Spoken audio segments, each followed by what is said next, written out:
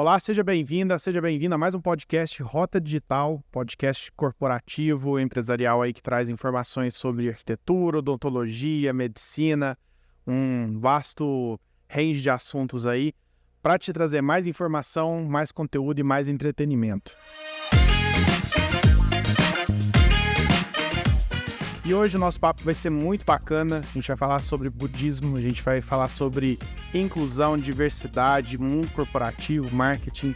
Eu tô aqui com o Roger Galdino, esse cara simpático pra caramba, muito inteligente e que vai trazer muito, vai agregar muito aí o nosso assunto de hoje. Roger, seja bem-vindo ao nosso podcast, obrigado por ter aberto aí um espaço na sua agenda. E vai ser muito bom conversar contigo aí hoje. Obrigado você, Rodrigo, todo o pessoal da Rota. Fico muito lisonjeado em participar dessa troca, desse papo. E obrigado pelos elogios. Faz tempo que eu não sou tão elogiado assim. Já me ajudou bastante já a introdução. Muito bom. Então, eu queria que vocês apresentassem pra gente, então, quem é o Roger, o que você faz, como é a tua rotina aí, quem que é esse cara incrível aí? Primeiro eu vou fazer minha autodescrição, tá? Então, Roger é um cara de 36 anos de idade, um homem de pele preta, olhos pretos, sobrancelha preta, atualmente careca, tanto de rosto como de barba e bigode. Então estou vestindo uma camiseta de manga comprida, meio marronzinha clara, meio cinza, e com uma camisa amarela nas costas.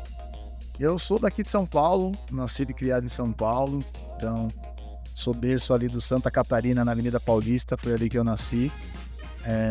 Tenho uma mãe, um pai e uma irmã, então uma família bem curtinha, bem pequenininha, apertadinha ali, que às vezes foge um pouco dos costumes e das tradições das famílias brasileiras, que são maiores, né?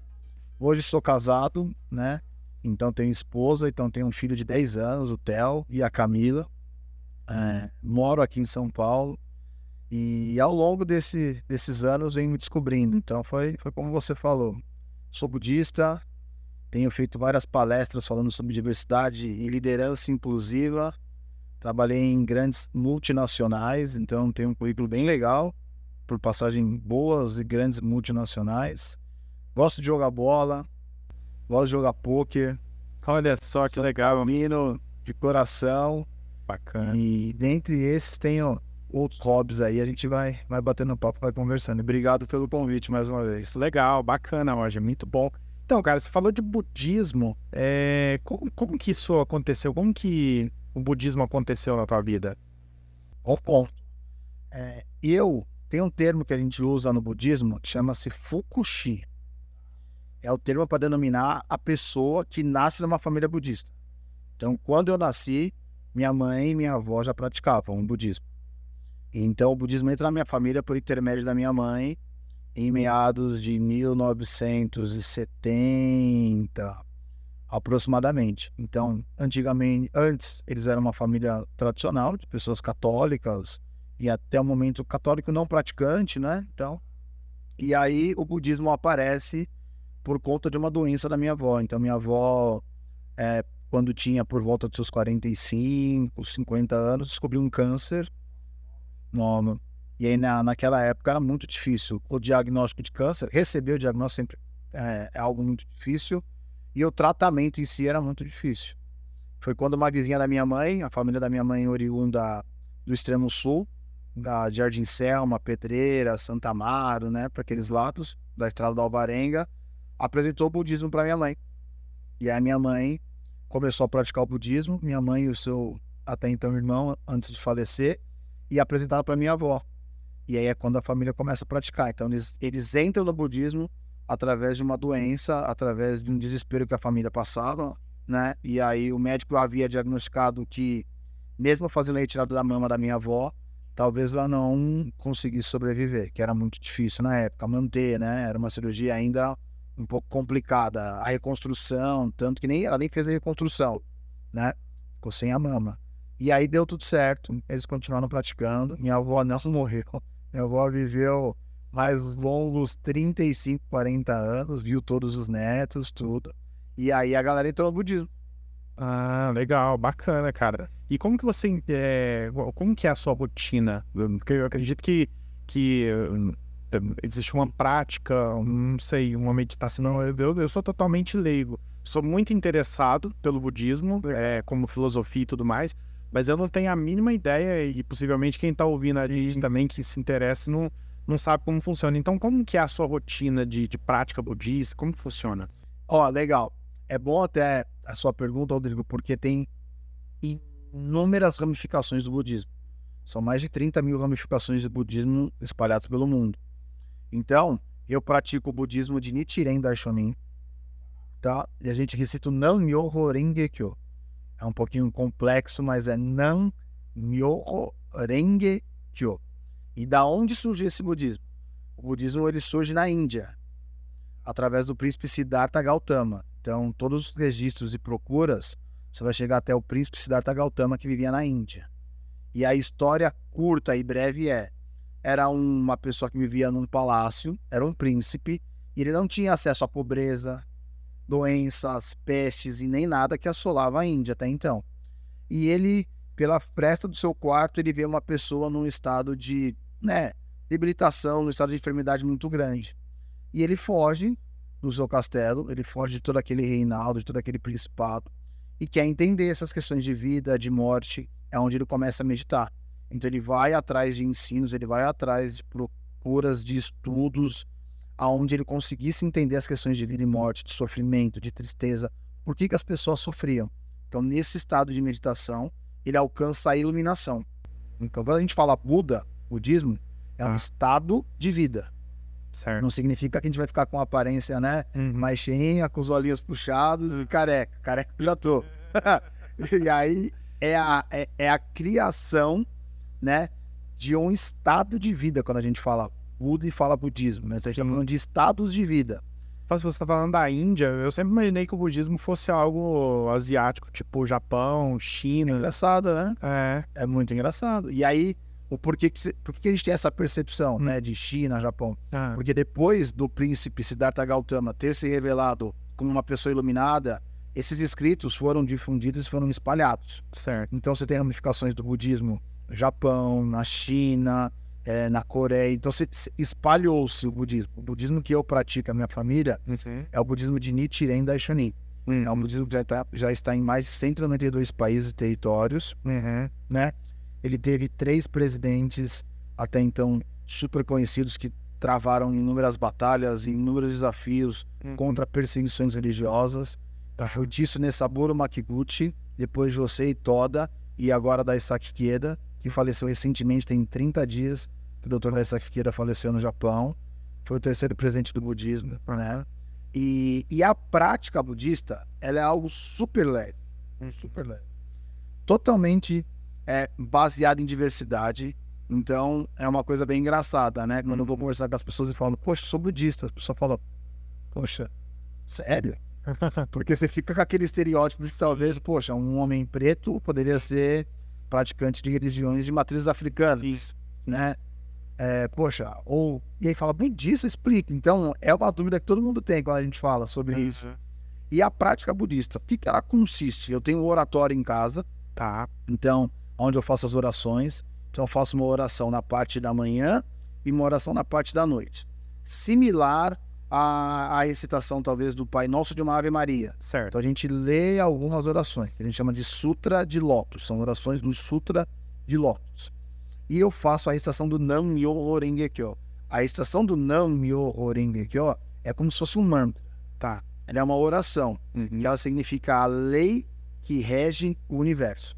Então, toda vez que eu recito Nam-myoho Renge Kyo, Nam-myoho Renge Kyo, Nam-myoho Renge Kyo, eu estou fazendo com que a minha vida eleve o estado, eu crie mais energia, mais potência positiva, e eu consiga ter mais discernimento, mais tranquilidade, mais sabedoria para fazer toda a interpretação das coisas que acontecem comigo e no ambiente externo. Legal, é tipo uma meditação. É tipo uma meditação. Bacana. É que teve uma evolução. Porque antigamente as pessoas tinham muito mais tempo para meditar. Sim. Então, por isso você vê ramificações do budismo, você vê monges budistas que as pessoas ficam meditando 12, 13, 14 horas. Só que o budismo de Nichiren Daishonin, ele foi se adequando e se adaptando à época. Sim. Hoje é humanamente impossível você conseguir ficar mais de 5, 6 horas meditando com a realidade que a gente tem. Sim. Então hoje a gente faz as orações e eu pelo menos separo de 30 a 60 minutos ao dia para estar o Nam Myoho Renge Kyo, que é onde eu vou buscar a minha meditação, para me concentrar. Então eu oro de frente eu oro para o oratório e tem um pergaminho dentro do oratório. Sim. Então eu faço essas orações. Então é todo um ritual que você faz. Então você acende a vela, você coloca incenso, você oferece ramos, coloca um potinho com água. Então isso tem todo um entorno, um ritual bem legal. Você falou que sobre as leis que regem o universo. Tem alguma coisa a ver? Não que tenha alguma coisa a ver, mas a lei da atração, ela casa em algum momento com o budismo ou não necessariamente? Não, total. Quando a gente fala em da atração, a gente fala muito da lei de causa e efeito. Certo. O budismo de Nichiren Daishonin, ele é baseado na causalidade. E esta lei de causa e efeito, ela existe em qual sentido? Em tudo aquilo que o Rodrigo, que o Roger realizam em vida ou em vidas passadas, que nós acreditamos em vidas passadas, é uma causa. E toda esta causa que a gente realiza, que a gente faz, seja através de pensamento, de palavras ou de ações, ela vai gerar um efeito. Tá. Então, em algum determinado momento, partindo de tempo e movimento, eu fiz uma causa para estar contigo aqui hoje. Então, que causa é essa que nos uniu? A gente chama de karma. É isso que eu ia te perguntar. A gente chama de karma. Já ouvi falar em karma, em dharma. É isso, a gente chama em karma. O que as religiões ocidentais chamam de destino. Tá. Só que quando a gente fala de destino, a gente não atribui a responsabilidade a nós. Sim. A gente sempre atribui a um ser maior. Só que no budismo de Nichiren Daishonin, a gente se responsabiliza totalmente pelo aquilo que a gente faz. Por isso que é um budismo baseado na lei de causa e efeito. Então, o que acontece com o Roger é de extrema responsabilidade minha. E eu fiz uma causa para que isso acontecesse. Entendi. Seja ela uma causa positiva, ou seja ela uma causa negativa. Então, se eu quero entender o que está acontecendo hoje comigo, eu tenho que olhar para os atos que eu fiz no passado. Entendi. E se eu quero saber o que vai acontecer comigo no futuro, eu olho o que eu estou fazendo no presente. Ah, que bacana. Então tem todo um conceito ético, a gente pode dizer, em relação a isso. Total.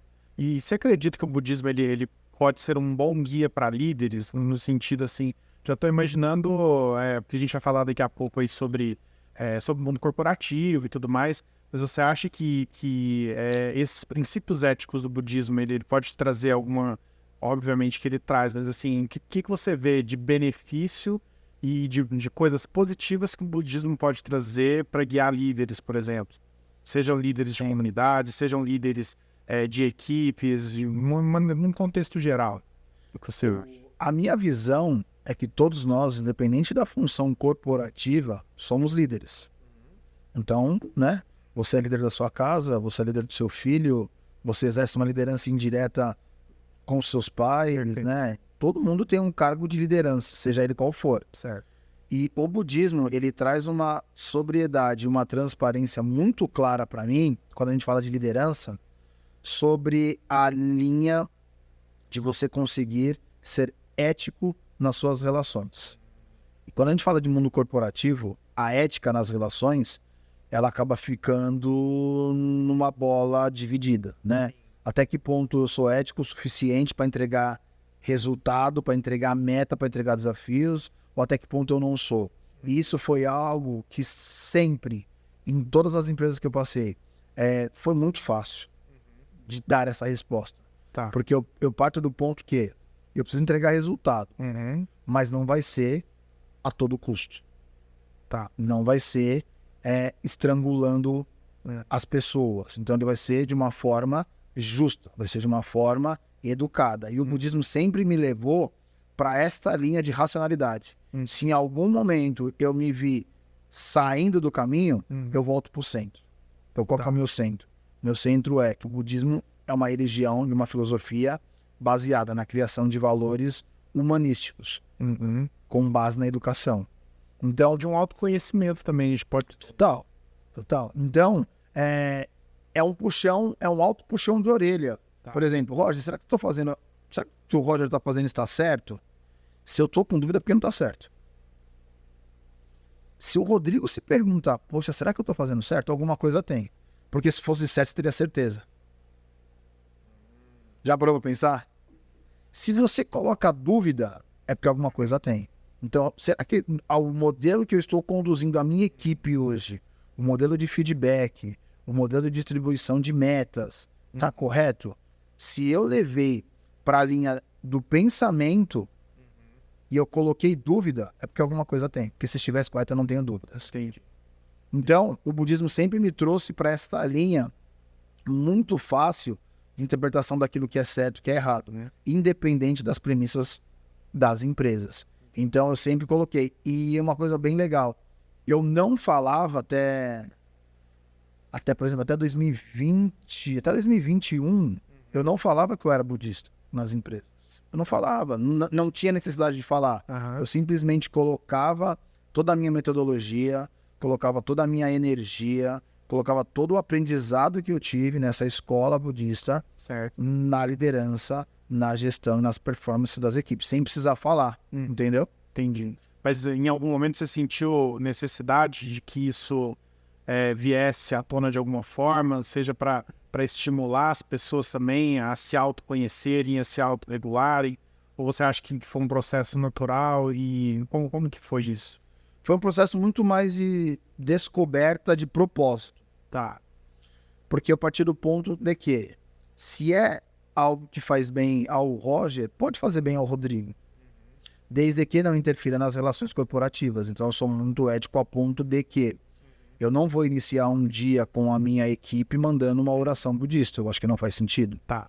Né? Eu vou sempre respeitar a diversidade no time. Eu vou ter pessoas evangélicas, vou ter pessoas católicas, vou ter pessoas testemunhas de Jeová, vou ter pessoas que são protestantes, macumbeiros, vou ter candomblé. Então eu vou ter que respeitar toda a diversidade do meu time. Então eu não falar sobre religião no meu ambiente corporativo, ele parte de uma ética e respeito à diversidade e à inclusão.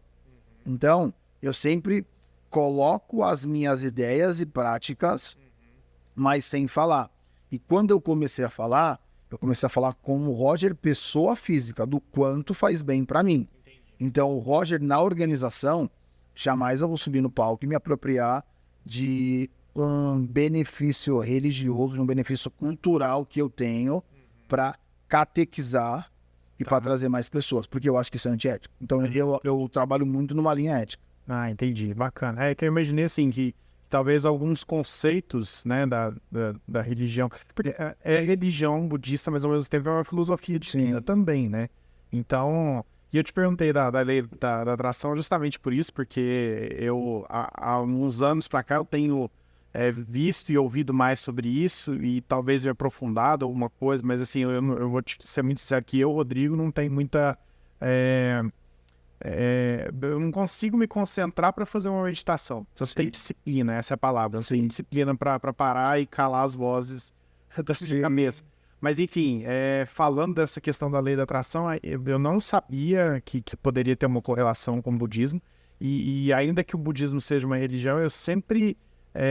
vi alguns ensinamentos e alguns métodos budistas mesmo que eu acho que a gente pode agregar para a nossa vida, mesmo não sendo da religião, nessa questão da ética, do autoconhecimento, do autocontrole. Por isso que eu te perguntei nessa questão, assim, porque eu imagino assim, se você teve que lidar, por exemplo, com alguém da tua equipe, com algum par que estava ali meio desalinhado aos próprios propósitos da empresa, ou seja, você teve alguma situação dessa que você conseguiu atribuir o seu eu interior budista para resolver aquela situação sem necessariamente ter que doutrinar a pessoa, como você está dizendo? Poxa, é o que eu mais faço. É o que eu mais faço. Imagino que seja mais fácil você lidar por essa questão do autoconhecimento. E eu vou te dar um exemplo real, né? Vou te dar um case, na verdade, super real.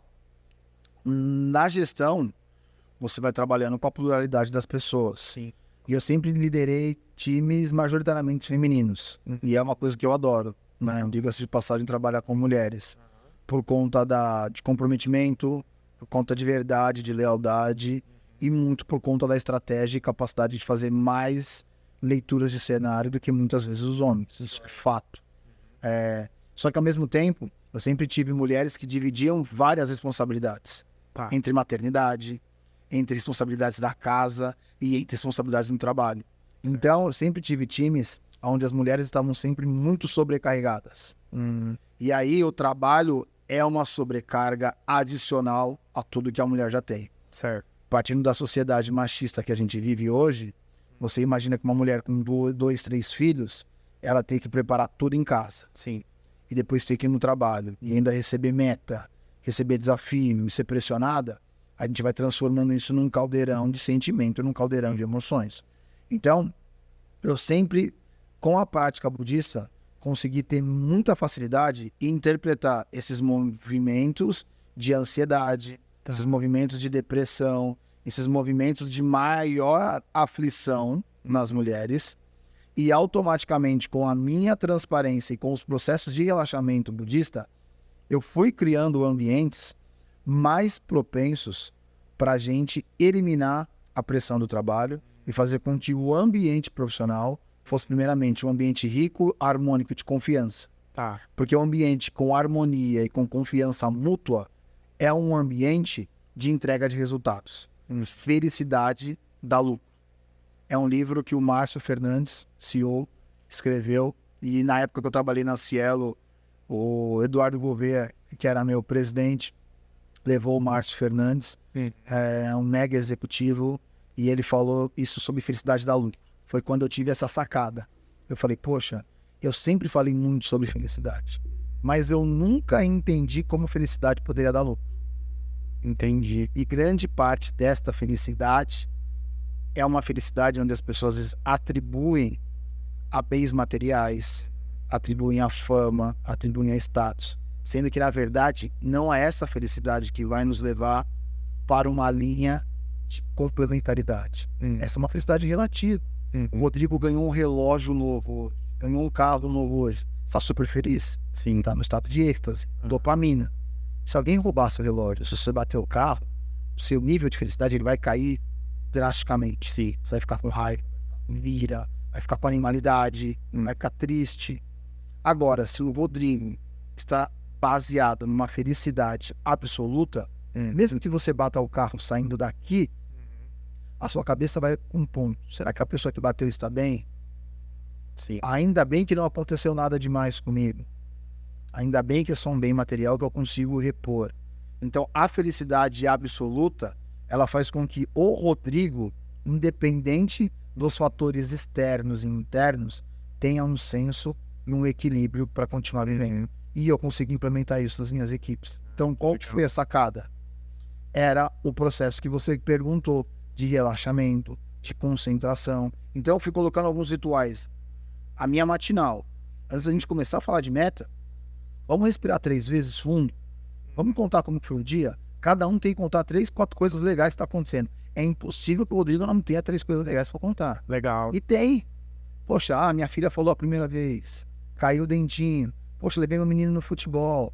Poxa, eu e meu marido fomos passear. Minha mãe venceu um câncer. Então, eu fui fazendo com que as pessoas, antes de começarem o dia, trouxessem vitórias para tirar um pouco dessa carga negativa de só prejuízo, de só problema, de só adversidade.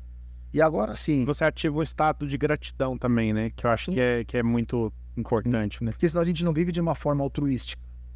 Porque o budismo, ele é totalmente altruístico. Eu faço a prática para mim e para os outros. E quando o Rodrigo se devota a ajudar os outros, automaticamente você está se ajudando. Então você está fazendo um bem sem esperar algo em troca. Por isso que é grato, por isso que é a gratidão. E aí eu sempre introduzia esses elementos e a partir daí vamos falar de negócio, vamos falar de business, vamos falar de meta, vamos falar de forecast, vamos falar de desafio. Mas partindo de um ponto que humanizar e trazer as pessoas para uma realidade, né, onde eu sim consigo enxergar você como um ser humano, eu consigo entender o seu valor, sempre me facilitou nas relações profissionais. Pô, bacana, Roger, bom demais. A gente pode fazer uma grande discussão filosófica sobre isso, né? Muito legal. E aí mas olha só, você falou sobre diversidade, né? Então vamos começar nesse ponto aí. Você falou que você geralmente trabalha majoritariamente com mulheres, né? Como que é isso? Você estimula ou as corporações que estão com você abraçam esse estímulo que você traz? Como que você vê a diversidade hoje, de uma maneira geral, no nosso mercado? Como você mesmo falou, né? A gente está num tempos muito machistas e rede social tem potencializado muitos extremismos, muitas conversas que acabam indo para talvez uma discussão que não é muito saudável, não é muito construtiva, né? Sim. Então, assim, como que você vê a diversidade sendo aplicada hoje em dia no ambiente corporativo, de uma maneira geral? Para mim, foi sempre muito fácil, porque eu sou uma diversidade ambulante, né? Então, assim, eu demorei para entender, Tá. mas de uma forma indireta, implícita e subjetiva, eu sempre fui uma pessoa muito diversa.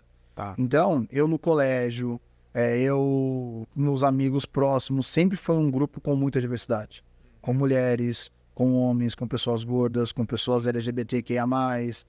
Foi sempre muito geral, muito, né? Então, com japoneses, por conta do budismo. Tá. Então, eu sempre estive em ambientes de diversidade. Uhum. Então, quando eu fui trabalhar, eu sempre me preocupava em me cercar de pessoas que fossem diferentes de mim. Porque E geralmente a gente faz o movimento contrário, né? matou. A gente, por cultura, o Rodrigo vai procurar as pessoas que mais se parecem com ele, seja de estereótipo, seja de referência, né? E eu sempre fui contrário. E por que isso, quando eu me dei conta? Porque na maioria das relações que eu tive, e grande parte isso até os 14, 15 anos, eu sempre fui muito excluído. Sim. Eu sempre fui o cara que não tinha parzinho pra dançar na festa junina, que nem uma menina que ia dançar com um moleque preto. Eu sempre fui o cara que demorou pra namorar da turma. Eu sempre fui o cara que não ia nas festas de 15 anos. Poxa, eu estudei num colégio particular a minha vida inteira. E eu fui em uma festa de 15 anos. Olha só. Por quê, Rodrigo? Não tem príncipe preto. Tem agora, mas não tinha príncipe preto. Então você não despertava nas meninas, dentro dessa magia toda que é a festa, um príncipe preto. Você já viu algum príncipe preto chegando num cavalo branco? Não tem. Não. Não tem. É engraçado, não tem. Não tem. Então, assim, eu brinco bastante com a galera, né? O príncipe preto da minha geração é o Thiaguinho, cantor de pagode. O Thiaguinho foi o cara que reinventou a beleza, o estereótipo do homem preto na televisão. Então, quando eu fui trabalhar, eu falei, poxa, eu quero continuar cercado de pessoas diferentes. Sim. E aí eu fui pegando a parte da estratégia. Por quê? As pessoas diferentes se completam. E automaticamente não são todas as variáveis que eu domino. Então, se eu preciso de uma pessoa que me complete tanto na questão visual e na questão do estereótipo, eu preciso na visão de negócios. Sim. Então, eu preciso de um cara muito bom analiticamente, de um cara muito bom em estratégia, de um cara muito bom com pessoas, de um cara muito bom em diagnóstico, de um cara muito bom em desenhar PowerPoint, de um cara muito bom em Excel. Então, eu preciso saber de tudo, mas tem que ter pessoas melhores do que eu para que essas pessoas consigam dar o suporte necessário. E quando eu fui para os times, deu muito certo isso. E como que você teve a receptividade disso? Porque eu não sei quando que você começou a trabalhar, né? Você me falou do Thiaguinho, eu imagino que você foi adolescente nos anos 2000. Isso aí. Eu fui adolescente nos anos 90, cara. E assim, essa coisa que você tem de não ter príncipe preto e tudo. E eu até ia falar negro, mas a gente já teve uma conversa aí. Depois eu quero falar sobre isso, sobre essa questão dos termos. Mas então eu vou falar como eu aprendi a falar pra gente poder discutir. Na minha adolescência, as pessoas que eram negras, que enfim, eram diferentes da gente, tinha um estigma muito forte, sabe? Então, eu estudei escola estadual e escola particular, né? E os meus anos mais felizes foi quando eu estudei em escola estadual. Porque, assim, a gente tinha uma troca... A diversidade, ela era maior, porque numa escola particular, e eu sou de Minas, então, no interior de Minas Gerais. Então, você imagina como é tradicional isso, né? Então, todo mundo se conhecia e tal. E eu estudei numa única escola particular, tá? Na sexta, sétima e depois o segundo grau. E assim, nos colégios particulares, via uma ou duas pessoas que tinham a cor mais escura. Essa era só branquinho, loirinho e aquela coisa toda. E era muito engraçado disso, dessa questão de comunidades, e talvez a gente pode até discutir sobre a sua percepção dessa diferença desses anos, Porque quando você me falar que quando você entrou na parte de quando começou a trabalhar e tudo mais, você buscava pessoas diferentes para você ter esse aprendizado, eu fico imaginando se você tivesse entrado nessa, assim, ter vivido isso tendo sido adolescente nos anos 90. Porque eu vejo que existia uma marginalização muito maior das pessoas que eram humildes, não necessariamente em tons de pele. Sim. Mas eu lembro que quando eu estudava em escola estadual, por exemplo, que a gente ia pra rua, a gente andava em turminhas, né, de 4, 5 meninos ali, fazendo algazarra, bagunça, porque era, né, Sim, da idade e tudo mais. E a gente já era estereotipado Total. marginal, mesmo que não... Encrenqueiro. exatamente. Só porque, é aquela galerinha ali do estadual. Sim, Entendeu? é justo. Então, aí eu fico imaginando isso, como que foi para mim quando eu entrei na parte da vida corporativa, vamos dizer assim, né, de trabalho e tudo mais, e do que você tá me dizendo, de você buscar pessoas diferentes, porque eu acho que eu nunca vi pessoas diferentes de mim se aproximando, tinham sempre esses grupinhos, entendeu? Esses nichos, e eram sempre não se mistura, porque aquele ali é o religioso tal, aquele ali é a turminha do pessoal da comunidade, e aqueles ali são o pessoal dos mauricis e patricinhas. Que o estereótipo, né? Colocou numa caixa, fechou. Exatamente. Viravam uns grupinhos ali, e, sei lá, era uma coisa estimulada da época mesmo, né? Eu não sei. Eu não tinha parado para pensar, mas é uma ótima reflexão. Porque é uma reflexão evolutiva, porque vai mudando, né? Então, a minha geração, parte da minha geração, já adquiriu a consciência, não nasceu. Exatamente. Meu filho de 10 anos hoje já nasce super consciente em relação à diversidade. Mas eu não nasci. Eu fui passando essas fases. E você pegou talvez essa geração, dessa entre-safra, dessas classificações de uma forma bem abrupta. E essas classificações não são só de cor, porque é uma coisa que eu falo. É muito fácil eu me apropriar daquilo que me serve e convém. Então, eu sempre me compadeci da dor alheia. Minha mãe sempre falou isso. Minha mãe, eu vou mandar um beijo pra minha mãe. A dona Elia. Ela sempre falou assim, ela sempre falava assim pra mim: Roger, trate as pessoas da forma como você gostaria de ser tratado. Se as pessoas tratam você diferente porque você é preto, você não pode tratar as outras pessoas diferentes, porque elas são diferentes na sua visão. Então olha essa cara da minha mãe.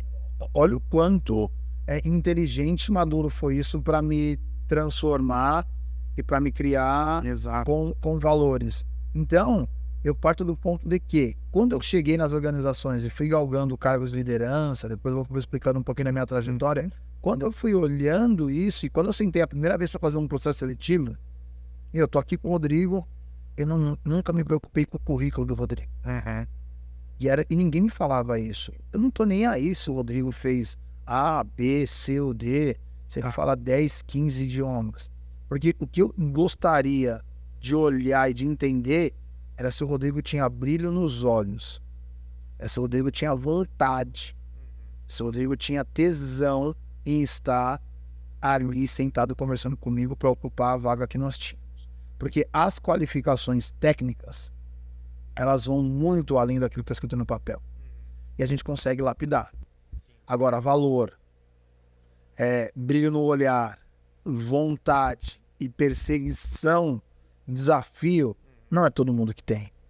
Então, eu sempre busquei isso. Então, quando eu ia buscar essas qualidades que eu estabeleci como premissas importantes para trabalhar, principalmente na área comercial, na área de vendas, eu acabava me deparando com pessoas que não tinham os estereótipos tradicionais. Então, eu tenho um caso bem legal para te falar. Eu contratei uma menina, né, na Cielo, e virou a minha amiga pessoal hoje. Quando eu fui entrevistar, ela estava trabalhando como motorista de aplicativo. E ela falou assim para mim: eu tô trabalhando como motorista de aplicativo, tenho uma filha, tenho um marido, e nossa, não trabalhei com vendas ainda, sei que é uma vaga na área comercial, eu queria uma oportunidade. E eu fui perguntando, eu falei: conta aí, como que é o seu dia a dia? Ele falou assim: eu acordo de manhã, me programo para fazer X viagens, enquanto eu não fizer X reais eu não volto para casa, depois eu paro na hora do almoço, pego minha filha na escola, volto do almoço, deixo na minha mãe e volto para continuar batendo a minha meta. Falei: poxa, Não tem como uma mulher dessa não entregar uma meta de vendas. Faz sentido? Sim, total. Você acha que eu preciso perguntar se ela entende de XP? Não preciso. Uma mulher que está trabalhando com motorista de aplicativo, que está desenhando a sua jornada da hora que ela acorda até a hora que ela termina, ela para buscar a filha dela. Ela faz tudo aquele cuidado, todo aquele ritual de afeto de mãe, garante que a filha está bem, para depois voltar para trabalhar. Você acha que se eu trouxer essa menina para o meu time, ela não vai entregar a meta? Eu entregando notebook qualificado, entregando celular, entregando lead, entregando um mail bacana para ela, uma participação nos lucros, com um bônus, uma convenção de vendas. Qual a chance dessa pessoa não entregar a meta? Então é essa diversidade que eu fui buscar. Tá. E eu dei muita sorte, obviamente, de passar por empresas que estavam em um momento propenso e alinhado com algumas mecânicas de ESG, já olhando para a diversidade racial com um foco muito importante, olhando para a inclusão. Então potencializou. Então juntou o útil ao agradável. Sim. Você vê isso crescendo hoje em dia? Assim, igual você está falando de ESG, né? Você acha que a gente está tendo uma mudança real de comportamento? Ou você acha que tem muita coisa que é mais uma cortina de fumaça? Tipo assim, vou cumprir ali os padrões do ESG porque tá no hype do momento, entendeu? Você vê isso? Ou você acha que tem sim essa parte da cortina de fumaça, mas tem atitudes que realmente estão sendo implementadas da forma que elas devem ser implementadas? Boa provocação. Eu vejo que existem os dois lados, e os dois lados são importantes. Tá. Tudo bem se o Rodrigo tá só no hype. Tá. Pelo menos ele tá. E tudo bem se ele não está pelo hype, está pela causa. Tá. Ele também está. Eu acho que a gente parte num ponto de um atraso em diversas pautas afirmativas tão grande, desde o posicionamento de mais mulheres em cargos de liderança, desde a comunidade indígena presente no mundo corporativo, desde as pessoas com deficiência estando mais incluídas em seu ambiente de trabalho, até chegar em pessoas pretas, negras e pardas em cargos de liderança. Então, assim, eu acho que estas pautas, como um todo, na minha visão, que bom que nós estamos falando. Porque, minimamente, a gente está atraindo e chamando a atenção. Tem empresas que já saíram na frente, porque quando a gente fala sobre essas pautas afirmativas, a gente está falando de negócio. Sim. Então, a gente tem a responsabilidade social, né? A gente tem o S no ESG, mas a gente tem o business. Quando a gente fala, principalmente, em comunidade preta, negra e parda, a gente está falando de 56% da população, 51%. A gente está falando numa fatia gigantesca, com um potencial econômico tremendo. Sim. Eu não olhar para estas pessoas, eu não olhar para esses grupos, eu não estou olhando para negócio. E automaticamente eu não estou olhando para receita, não estou olhando para margem, não estou olhando para EBITDA, eu estou negligenciando. Então eu acho que a gente teve um start muito importante das empresas e fala, poxa, tem um negócio bom que dá para fazer com essa galera aí. Essa galera está consumindo. Essa galera foi aquecida economicamente, essa galera começou a se posicionar, esse pessoal está aparecendo em cargos públicos, essas pessoas estão indo buscar maiores informações, essas pessoas estão na internet, essas pessoas têm vida. Então eu acho que enxergaram a gente com um potencial a mais, principalmente no potencial econômico. Então, para mim se é hype ou se não é hype, a gente precisa surfar. Então, é um momento Medina. Não tá vindo a onda? Se vai ser bom entrar nessa onda ou não, pega a onda. Só pegando a onda. Porque, na verdade, a minha visão, né? Poxa, será utopia ou realidade? Eu não sei. Mas, assim, que bom que a gente tá falando disso hoje. E plantar essa semente hoje, talvez, a gente vai solidificar e vai deixar um terreno muito melhor para gerações futuras. Sim. Né? Então, a minha visão, assim, tem empresas fazendo trabalhos seríssimos, trabalhos com apresentação de resultados, empresas que são listadas na bolsa com compromissos gigantescos, onde os acionistas são pessoas que estão vestindo as camisas das diversas causas, porque hoje, quando a gente fala de causa, a gente fala de um leque gigantesco. Então, é muito difícil. Eu vou priorizar qual pauta? Uhum. Sendo que você tem pelo menos aí 5, 6 agendas importantes. Uhum. Então, eu acho que minimamente as empresas estão, né, começando a olhar e a entender que se o Rodrigo não olhar para este mercado, o concorrente vai olhar. Sim. Se o concorrente abocanhar essa fatia de mercado, ele não larga mais. Então, eu acho que sim, olhando o hype hoje versus a importância, eu acho que a gente está numa matriz interessante hoje. Hoje, para mim, é válido. É melhor do que se nós não estivéssemos fazendo nada. E eu acredito que assim, a própria parte do consumidor em si, porque a gente tem vários nichos de consumidores diferentes. Então tem o cara que é vegano, tem o cara que tem a mulher que só gosta de contratar mulheres e tudo mais. E aí, o que acontece? Eu tive duas grandes mulheres aqui no podcast, uma é a Bruna e a outra é a minha irmã, a Vivian, trabalha com governança de status. E eu provoquei as duas nesse sentido da diversidade pelo seguinte, e aí é onde eu trago para você também. Muitas das culturas, né, que a gente vive, que eu basicamente vivo, eu sou um cara que eu não passei pelas dificuldades que elas passam, que você passou e que você passa, de pré-julgamento, Sim. de subestimar, entendeu? Capacidades e tudo mais, só pelo fato de elas serem mulheres, de você ser um cara negro e tudo mais. Então, é por isso que eu te pergunto se as empresas estão mais nesse hype, porque assim, o que a Bruna trouxe, por exemplo, muito interessante, ela trabalha numa empresa grande de uma indústria de implantes, e ela trouxe essa visão, porque às vezes a mulher, ela traz uma dificuldade dela de mercado que pode ser aplicado e pode ser vendido para outras Sim. que também estão naquela posição. Então, ela é dentista também e ela participa do P&D dali. Então, é essa a provocação que eu te trago. Assim, você tendo toda a sua trajetória de vida, acho que até essa parte de você não ter participado das suas festas de 15 anos te moldou e te molda hoje em dia, traz essa visão de ter esse olhar pelo outro, né? E eu acho que o ESG, não só o ESG, mas todo esse movimento de diversidade, que eu acho que é o mercado consumidor que está exigindo isso, acho que a minha visão, Rodrigo, se fosse só pela empresa, nunca, nenhuma empresa lá, não, peraí, deixa eu olhar para as minorias porque é bonitinho, entendeu? Total. Então, isso parte de uma demanda de mercado, mas eu acho bom que isso esteja acontecendo, porque na acessibilidade, um cadeirante, por exemplo, aqui nesse prédio que eu tô, por exemplo, eu não consigo trazer um cadeirante para o podcast, porque não tem acesso aqui, entendeu?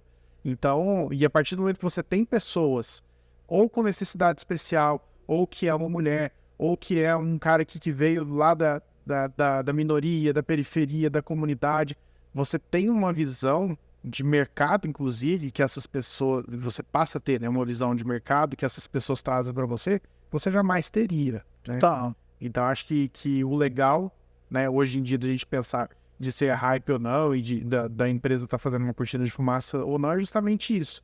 É você entender que não só a questão do faturamento em si, ele vai crescer, mas se você está agregando uma fatia consumidor ou uma fatia de mercado que antes não era vista, que ela sempre existiu. Sempre existiu. Sempre existiu. E quem que abastecia, né? Onde que essa galera tá? Exatamente. Exatamente. Então, eu acho que é muito bom que as coisas estejam evoluindo no ponto que está evoluindo. Eu gosto. Tem um adendo bem importante. A gente evoluiu a questão da diversidade. Então, tudo isso que eu estou falando é nesse ponto da diversidade. Só que o I de inclusão, a gente ainda está caminhando. Porque o I de inclusão, ele vai ser seguido com L de letramento, com L de liderança. Então, diversidade, letramento e inclusão. Estou colocando em primeira mão aqui, que é uma teoria minha. Você tem a diversidade. É fácil estar num ambiente diverso. Você vai num jogo de futebol, ele é diverso. Você vai num teatro, ele é diverso. Você vai ao cinema, é diverso. O seu condomínio, ele é diverso. Só que tem inclusão no seu condomínio? Foi o que você falou. Coincidentemente ou não, aqui talvez você não consiga receber um cadeirante. Então, poxa, será que a pessoa que construiu, será que o dono, poxa, será que ele olhou? Não olhou. Mas não é porque às vezes ele não olhou porque ele não quis olhar, porque ele é uma má pessoa, que ele não teve o letramento. As pessoas precisam ser letradas em relação à inclusão. ao que essas pessoas precisam. E este letramento ainda são poucas empresas que fazem, que é o letramento racial, que é o letramento em relação aos indígenas, é o letramento em relação a todas as minorias, em todas as ações afirmativas. Porque o letramento vai dar para você a base. Uma coisa que parece que é super simples, mas que eu aprendi. Eu preciso sempre fazer a minha autodescrição quando eu vou falar para um público que eu não sei como ele vai receber essa informação. Então, assim, a pessoa que não consegue enxergar, visualizar o Roger, ela minimamente só vai me ouvir, ela precisa saber como eu tô. Se eu sou preto, se eu sou branco, se eu sou alto, se eu sou baixo, do jeito que eu estou. Por quê? Porque ela vai visualizar do jeito dela. Isso é inclusão. E por isso que você se descreveu daquele jeito no começo. Isso é inclusão. Então, poxa, implementar isso só foi possível para mim quando eu tive o letramento. Quando alguém me explicou. Porque eu não vivo a causa de um deficiente visual, eu não sei. Então, por isso que eu sempre converso com as pessoas. É muito fácil na minha mesa de jantar eu falar sobre racismo. Porque é uma pauta minha. E o que está acontecendo com as mulheres? Está acontecendo com o LGBTQIA+. Está acontecendo com os deficientes visuais. Então, na minha casa, eu sempre levo pauta que não seja minha, que não seja da minha família. Porque isso está muito fácil falar. Está na minha zona de conforto. Então, a minha provocação é diversidade, letramento e inclusão. Porque se você coloca todo mundo na empresa, ou todo mundo em qualquer lugar, mas não explica, não dá a base, não cria o senso de pertencimento, automaticamente o projeto que tinha tudo para ser uma grande embarcação, ele acaba naufragando. Aí vira um grande Titanic. É isso. Enquanto você está falando isso, eu até pensei nisso, cara. Como que um dono de negócio, seja de uma grande corporação ou não, como que ele se doutrina em relação a isso? Ou seja, como que ele passa a perceber essas... eu digo assim, como criar uma forma, um método para que isso seja doutrinado, seja letrado e seja incorporado na cultura?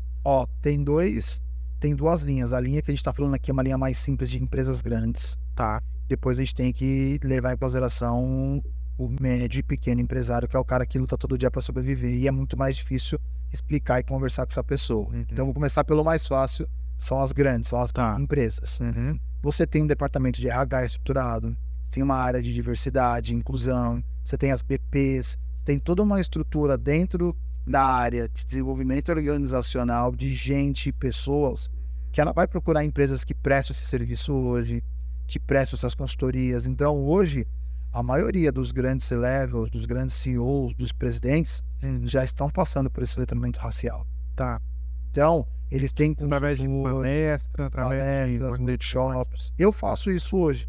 Tá. Então, grande parte do meu trabalho hoje é conversar com grandes empresários, com grandes empreendedores, com grandes CEOs sobre letramento racial. Eu tenho ido em colégios particulares, então estive em colégios fazendo letramento racial com os coordenadores, com o corpo docente, com os professores, para eles conseguirem receber os alunos, explicar aos alunos quando tiver algum conflito racial ou não. Então, como você percebe essa receptividade disso que você faz? Eu percebo que as pessoas majoritariamente estão de corpo e coração aberto, para receber.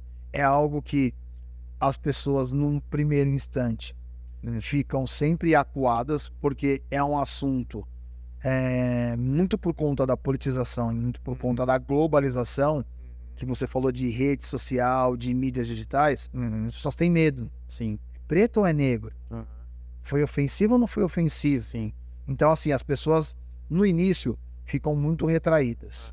Mas automaticamente, de uma forma muito leve, de uma forma didática e de uma forma parceira, eu explico, e os meus pares que também trabalham com isso, a gente explica que este letramento é muito mais um serviço de ajuda à sociedade do que um serviço de bronca, de avaliação, de teste. Eu não quero testar o Rodrigo. Se o Rodrigo desse papo aqui conseguir entender 2, 3 pontos e conseguir replicar e multiplicar, olha o quão rico foi esse nosso papo. Então, esses letramentos raciais na empresa, eles servem de ajuda e auxílio para que a sociedade consiga enxergar de uma forma organizada. Porque pode ser que o Rodrigo, no dia a dia dele, fale, eu não vou procurar isso. Isso aí não tem nada a ver comigo. Mas se você trabalha numa empresa que preza por esses valores, Sim. automaticamente você tem a obrigação de fazer o curso. Exatamente. De fazer o treinamento, de participar. E aí pode ser que o Rodrigo tenha um estalo. Então por isso que eu falei, estando no hype ou não, quanto mais Rodrigos, quanto mais Rogers tiverem estalos do tipo, poxa, faz sentido o que ele falou pra mim, esse cara foi abusivo, esse cara foi tóxico, putz, olha isso, essa prática que eu fazia, você consegue se corrigir e corrigir aos outros. Isso nas empresas grandes. Nas empresas menores, a gente tem uma dificuldade natural, porque primeiro, o empresário, ele precisa sobreviver. Sim. E como que ele vai falar de diversidade e inclusão se ele mal consegue sobreviver? Ele é o RH, Sim. ele é o marketing, ele é vendas, ele é o financeiro.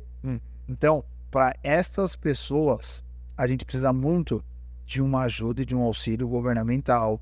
A gente precisa muito que a mídia espontânea gere informações de conscientizações. A gente precisa muito mais do Estado atuando como percussor e como responsável de minimizar esses atritos, que é o que a gente consegue enxergar no momento atual do Brasil.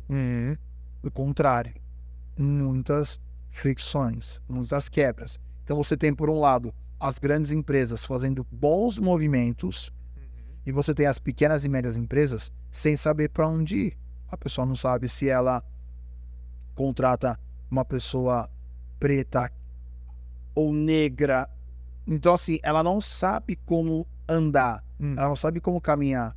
E esse tipo de letramento não é um letramento acessível. Às vezes a pessoa não vai desprender de uma verba que ela tem para reinvestir para trazer uma pessoa para dar uma palestra sobre diversidade. Sim. Então, onde que ela vai captar essas informações, se não for de uma forma orgânica? É através da sociedade, é através do comprometimento do Estado, do governo como um todo, como máquina de propor uma sociedade mais inclusiva e mais diversificada. Bacana. Faz sentido? Pô, total. Faz, né? Muito legal. É doido, né? Muito bacana. Você falando, eu tô aqui revendo os meus conceitos. Nisso que você tá falando, será que em algum momento eu fui abusivo? Eu fui... Apesar de que eu sempre me policio muito em relação a isso. Não sei se devido à minha criação, eu cresci sem um pai em casa. Meu pai se separou da minha mãe e não esteve presente, né, na nossa vida. Então, assim, eu vi toda a luta da minha mãe que foi, que sou eu e minha irmã, né? Eu vi toda a luta que minha mãe teve. Ela é uma deficiente visual também, ela não tem quase zero de visão e assim mesmo ela aos trancos e barrancos conseguiu. Então, quando você me traz isso, eu faço essa reflexão interna. Primeiro porque eu gosto, eu acho que mulheres têm que ter oportunidade. Eu sou um cara que levanta essa bandeira, tanto que meu time ele é mais total de mulher e eu sempre gosto de trabalhar com mulheres por causa disso. Mas aí eu fico imaginando isso, né, cara? Será que em algum momento a gente, devido à própria cultura que a gente tem, né? Porque, sei lá, às vezes um comentário que você faz diferente. Eu tenho um grupo de amigos que a gente se reúne na quinta-feira pra tocar. A gente tem uma banda, só os velhos. Legal. E aí a esposa de um dos meninos canta. E aí, sei lá, em algum momento eu falei, vapo, porque lá em Minas a gente fala assim, né? Não, pelo amor de Deus, isso aí é coisa de hétero top. Aí eu falei, caramba, será que é mesmo? Porque eu sempre falei isso, e eu não sou hétero top, assim, em zero, né? Nem no meu estereótipo, nem na minha maneira de ser. E aí, talvez isso pode caminhar para o nosso próximo assunto sobre saúde mental, sabe? Dessa questão de ser abusivo e tudo mais. Como que é a sua visão hoje em dia, já que você transita aí por ambientes corporativos, já trabalhou na Tura, já trabalhou na Cielo, enfim, você tem uma trajetória bem legal que a gente vai aprofundar mais ali adiante, mas como que você vê esse contexto da saúde mental? Eu vi que você posta às vezes nas suas redes sociais e tudo mais. Como que você vê isso em conjunto a tudo que a gente tem conversado até agora? A saúde mental, para mim, ela é um treino. E a gente não treina a nossa saúde mental. E eu aprendi isso no budismo. A gente não treina a nossa saúde mental. A gente não treina, Rodrigo. A gente precisaria treinar a nossa saúde mental. A gente não treina. E vou te mostrar o porquê. A gente come todos os dias, Certo. a gente toma água todos os dias, a gente faz várias necessidades fisiológicas todos os dias. Só que não são todos os dias que a gente tira momentos para refletir, momentos para meditar, momentos para descansar a mente, que não seja o sono, e alguns dormindo 4, 5, 6 horas, alguns tomando muito café, alguns tomando muito Red Bull. A gente não tira, Sim. a gente não tira esse descanso, Sim. né? Então, quais são os descansos mais conhecidos onde a gente eleva o nosso poder e treino de saúde mental? Às vezes a academia, é a descontração de tocar com os amigos, de jogar um baralho. Mas mesmo assim, se você pegar de 30 dias, o tempo que você dedica para isso é muito pouco. Tá. Então, de 24 horas que você tem, se você tirar 5, 6 horas de sono, das 16, 17, 18 horas que sobra ali, quanto tempo você treina a sua mente para situações de estresse, para situações de pressão, para situações de doença, para situações de crise financeira, para situações de conflitos familiares? Zero. Então, quando essas situações começam a acontecer, você não sabe para onde recorrer mentalmente. E aí, para onde que a gente geralmente vai? Vai para a bebida, vão para as drogas ilícitas. Por quê? Porque são processos, né? Tem gente com que listas. tem gente Bem, que vai num psiquiatra e Total. dá um ansiolítico. total. A gente vai para a cura imediata. Tá. Que vai ter o efeito, né? Vai ter o efeito, obviamente, né? Que a gente precisa, vai ter aquela resposta imediata e que é muito importante, né? Para um tratamento, mas não para o médio e longo prazo. Então, quando eu comecei a falar de saúde mental, foi ao perceber que muitas pessoas ao meu redor estavam sofrendo por crise de ansiedade, por depressão, por síndrome do pânico. E eu fico ansioso também. Eu fico mais depressivo em momentos mais tristes. Mas eu sempre consigo voltar para um equilíbrio mental onde eu estou sempre mais alegre, mais tranquilo. E através do budismo de Nichiren Daishonin, através da minha prática religiosa, através da minha filosofia de vida, eu sempre consegui manter esse equilíbrio. E aí eu falei, gente, eu preciso começar a alertar as pessoas para alguns gatilhos.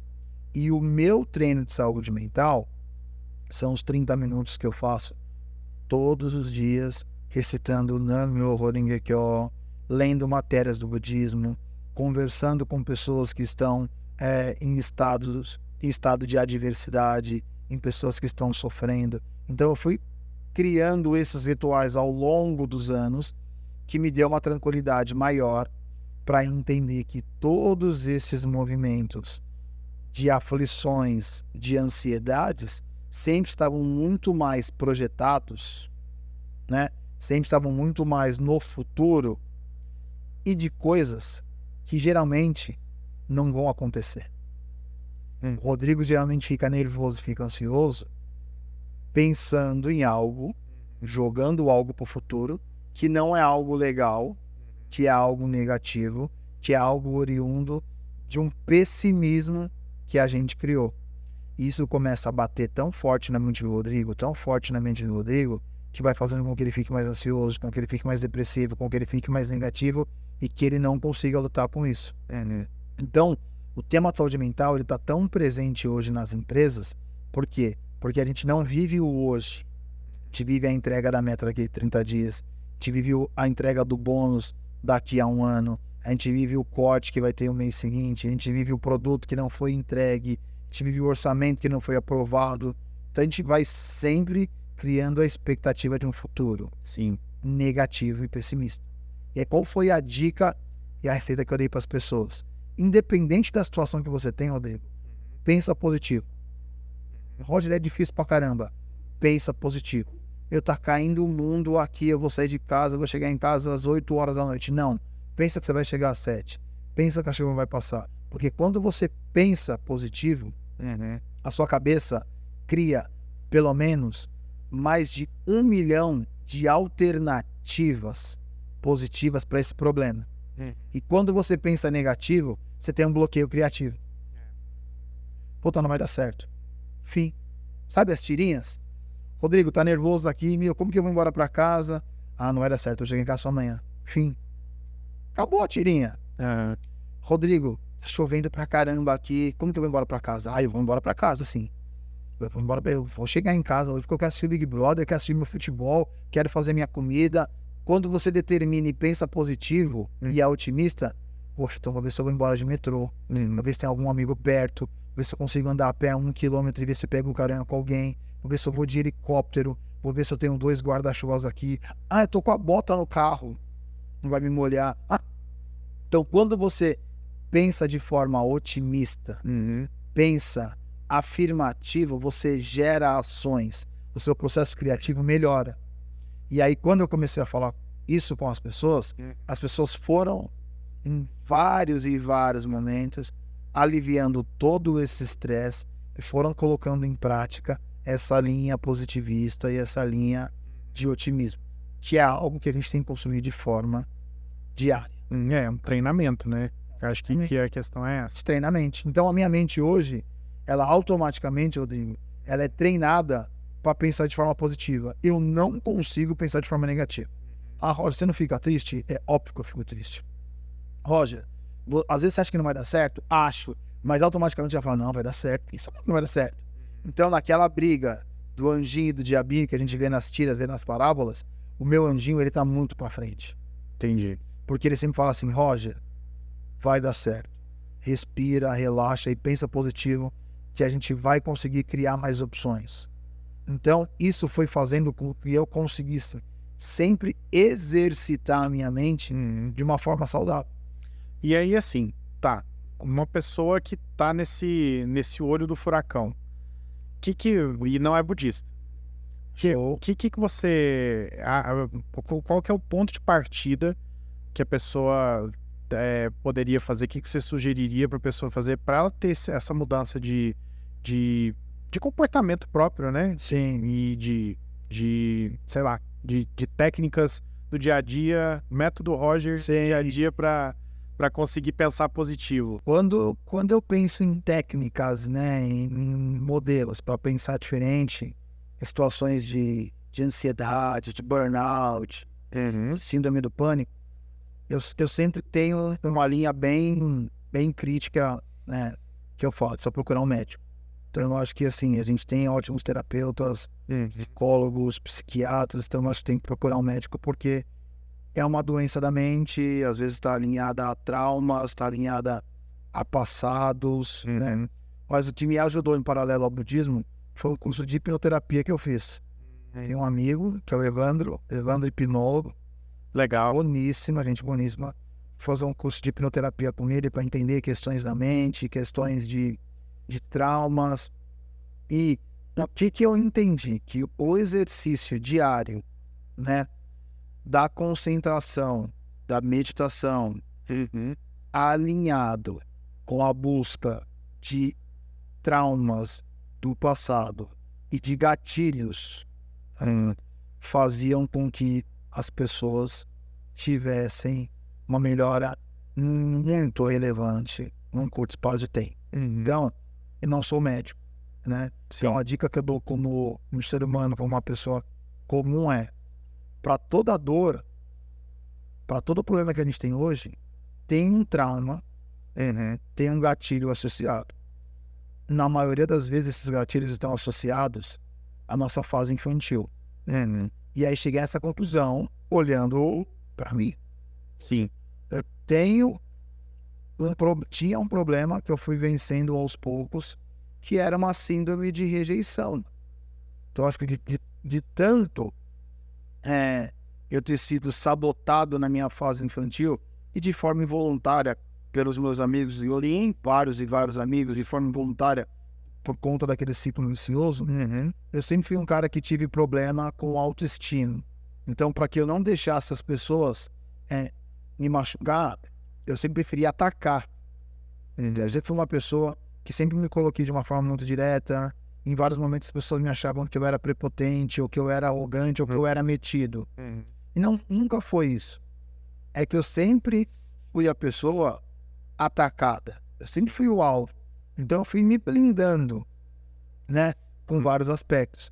E quando eu descobri este trauma, quando eu descobri que eu tinha esse trauma por conta da minha infância, por conta de várias coisas que aconteceram comigo, Aham. automaticamente ficou mais fácil eu corrigir esses hábitos. Ficou muito mais fácil eu corrigir esse gatilho. Tá. Do tipo, eu estou sentado com o Rodrigo aqui. Então, na minha mente, eu já parto do ponto que você é um cara mais inteligente do que eu. Porque eu nunca fui o cara mais inteligente. Então, poxa, e vários homens com o mesmo estereótipo, com as mesmas características, o mesmo perfil do Rodrigo, sempre foram pessoas mais preteridas do que eu. Pra tudo. Tá. Então, como que eu faço que isso não se torne um gatilho mental, não se torne um trauma e não faça com que eu entre em paranoia? Então, primeiro é o positivismo, a prática do positivismo e a prática de você se concentrar na sua mente. Então, a minha dica de concentração e os passos que eu fui adquirindo através da prática do budismo, eles foram me relaxando, eles foram sempre me destravando. Então, não tem um método A mais B mais C igual a tranquilidade. Tá. Então, a dica que eu dou é o relaxamento mental, o treino de você se concentrar em coisas positivas, em coisas afirmativas, né? De uma forma otimista, naturalmente vai fazer com que você mude a sua perspectiva, mude o seu mindset em relação a alinhado com uma prática de autoconhecimento, principalmente das suas fragilidades e vulnerabilidades. Tudo isso está muito atrelado, Rodrigo, às suas fragilidades e vulnerabilidades. Sim. E eu conversando com a minha esposa sobre isso essa semana. A gente atrelou a derrota, a desistência, sempre a algo muito negativo. Rodrigo desistir foi sempre algo que as pessoas falam, pô, ele é fraco. Sim. Ele desistiu porque ele não consegue. Ele desistiu porque ele está com frescura. Então, desistir também é uma vitória. E recomeçar é uma vitória.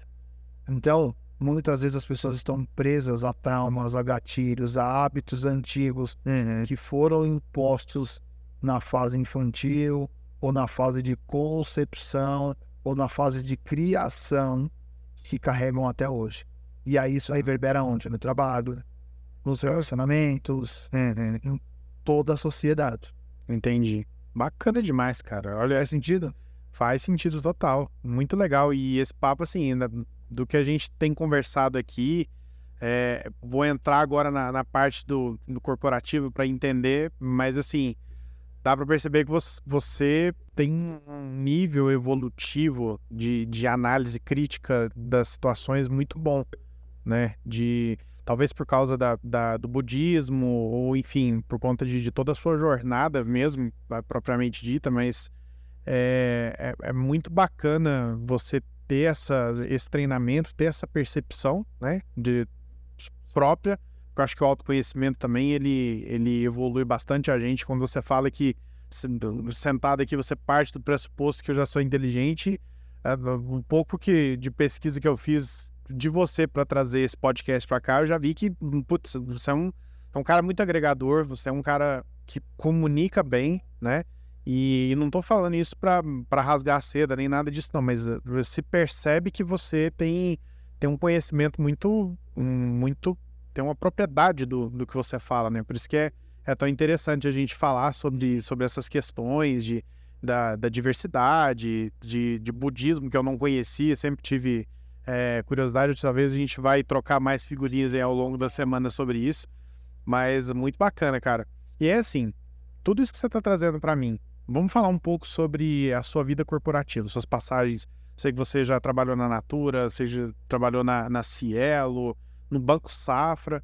Então, assim, óbvio que eu acho que, né, você vai me dizer isso, mas a sua evolução, ela veio vindo, né, juntamente com a sua caminhada. Mas como que o seu entendimento, o seu autoconhecimento te ajudou nessa fase corporativa que você ainda está trilhando? Ou se isso veio em conjunto com a fase corporativa, como que aconteceu isso? aconteceu com muito erro. Sim. A gente só consegue evoluir errando bastante. Aham. Então, gente, erre, né? O erro, ele é amigo do conhecimento e ele é amigo principalmente da evolução. Legal. Então, eu acredito que toda dificuldade, que toda aflição, ela é uma oportunidade que a gente tem de evoluir, de crescer, de principalmente se contaminar de algo positivo. Tá. Tem que ter uma onda de contaminação de coisas positivas. E falando de carreira, né, de trilha profissional, é bem engraçado porque eu não me preparei para chegar aonde eu cheguei. Foram acontecimentos involuntários. Isso que é engraçado. Eu sempre pensando nisso. Por quê? Meu pai e minha mãe não traçaram um plano. Tipo, Roger, se forma, vai fazer faculdade, vai estudar fora, vai fazer MBA e não. O que eles fizeram? Eles conseguiram proporcionar um estudo de muita qualidade. Sim, então, tanto eu quanto a minha irmã estudamos em um colégio particular aqui em São Paulo. Então, foi uma batalha gigantesca deles. E hoje eu consigo entender o porquê. E é bem engraçado quando a minha mãe fala, não foi nem muito pelo ensino, foi pelas pessoas. Porque na cabeça dela, eu estar num colégio bom, eu estaria cercado de pessoas boas. E olha que pensamento preconceituoso, estereotipado, do tirinho. Será que você está num colégio estadual, num colégio municipal, não tem pessoas boas? É óbvio que tem. Mas você parte de que o colégio já é uma linha de network. Sim.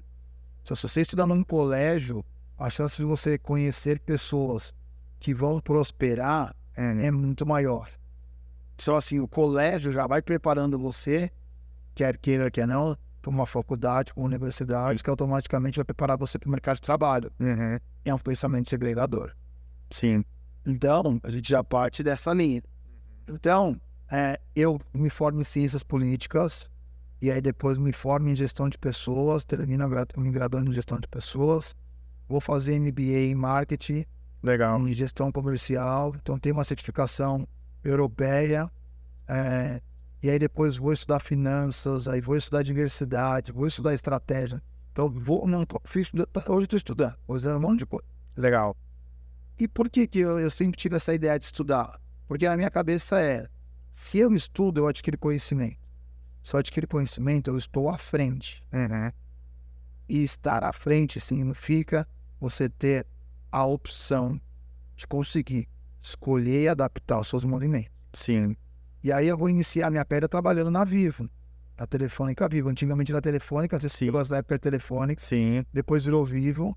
Fico 7 anos na Telefônica. Lá foi meu berço evolutivo de entendimento de negócio. Então, sou super grato.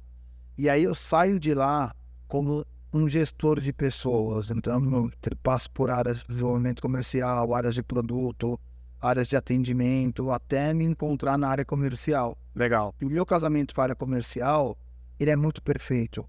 Que eu vou lidar com pessoas, eu vou lidar em desenvolvimento de pessoas a todo ponto, e automaticamente eu vou cair em convencimento, em persuasão, em vender. Então, eu sou muito bom em tentar vender coisas que eu acredito. Legal. Se eu não acredito, não tem chance. Agora, se eu acredito, se eu gosto daquilo, eu vou vender com maior carinho, maior amor e afeto. Então, eu visto a camisa. Sim. Então, eu vou passar por grandes empresas e sempre na função de planejamento, de gestão de vendas e marketing. Tá. Então, são 3 linhas corporativas que eu sou apaixonado: gestão de vendas, planejamento e marketing. Então, fico 7, 8 anos na Telefônica Vivo, depois tenho uma passagem de 1 ano na Raizen, né, que é a Comgás. Aí vou para a Cielo, fico 2 anos e meio na Cielo, recebo um convite, vou para o Banco Safra, do Banco Safra vou para a Natura. Então, eu tenho essa trilha em grandes empresas, cada uma com uma visão diferente, com segmentos diferentes, trabalhando com públicos diferentes, mas sempre trabalhando com gestão de pessoas. Legal. Bacana. Bacana demais, cara. É muito legal ouvir a sua história e dá para entender, né, de tudo que você trouxe aqui pra gente, que foi uma jornada, porque como você disse, né, talvez a gente pode pensar que estar esse pensamento dos nossos pais, né, de um colégio particular, ele vai ter um ensino melhor do que um estadual. Mas até dá para fazer de advogado deles nesse momento, porque assim, eu entendo a época e a dificuldade que é, principalmente, óbvio, né, não tem lugar de fala para a sua jornada. Mas traço um paralelo muito do que você viveu com o que eu vivi na minha adolescência, porque a gente tem alguns conceitos dos nossos pais que a gente traz para a nossa vida, que depois a gente vê que não era bem assim. E que bom que isso aconteceu, porque aí a gente tem a oportunidade de ter as duas visões, né? Então, acho interessante como aconteceu para você.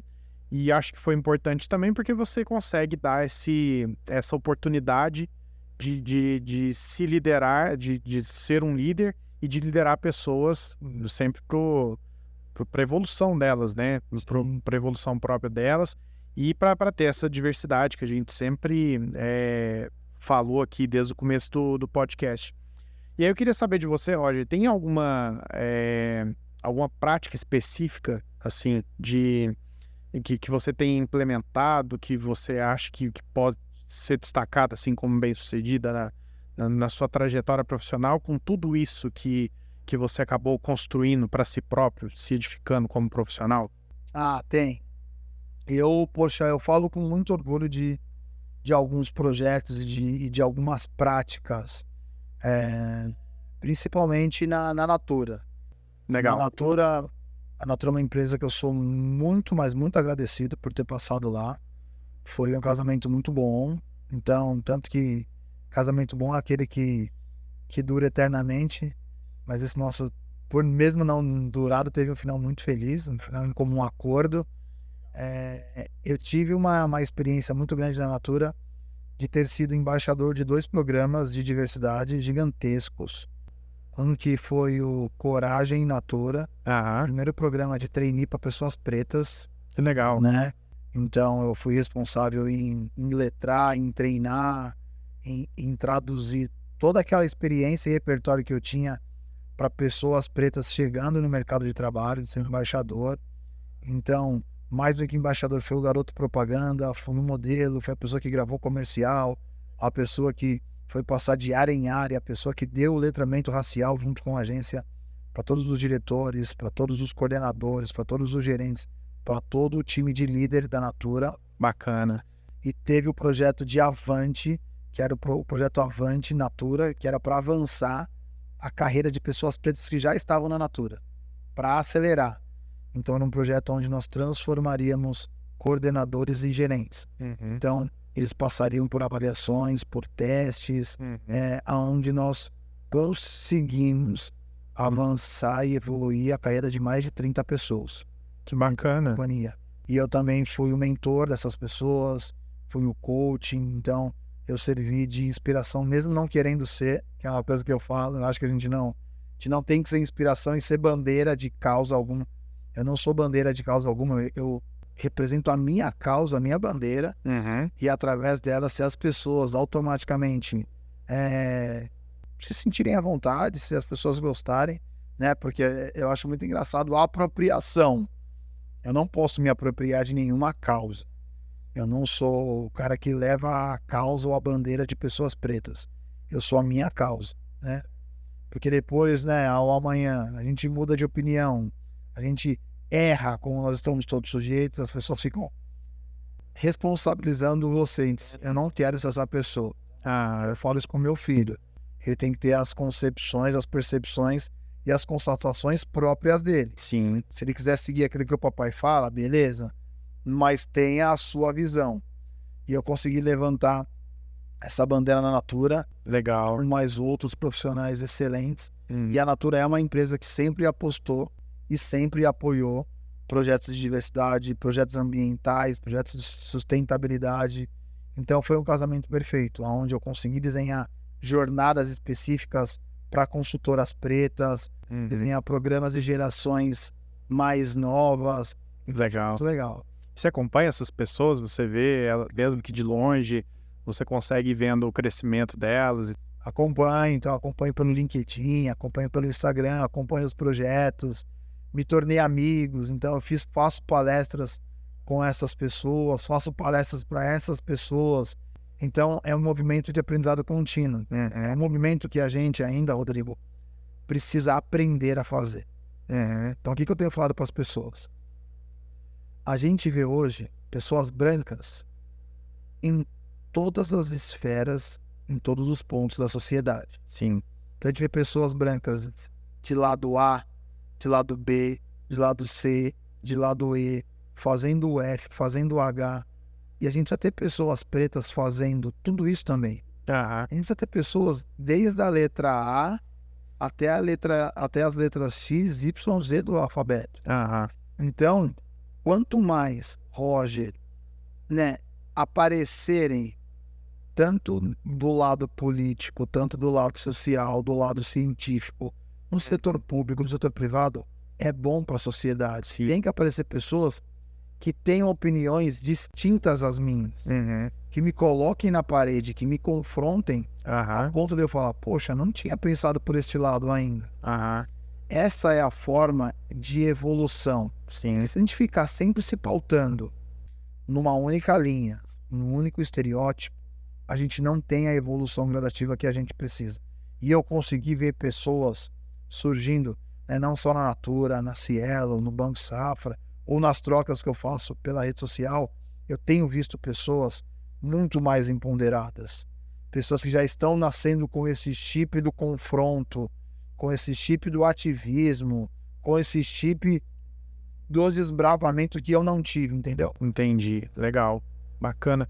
E o bom é que deve te dar um prazer pessoal muito grande de ver essa evolução, né? Dessas pessoas e tudo mais. E você falou que gosta de ser confrontado, né? De Total, opiniões e tudo mais. Isso acontece muito, assim, você consegue, num debate, alguma coisa assim, ou talvez mudar algumas percepções suas, ou não, mas como que isso funciona? Sim, ó, muito confrontado, principalmente por mulher.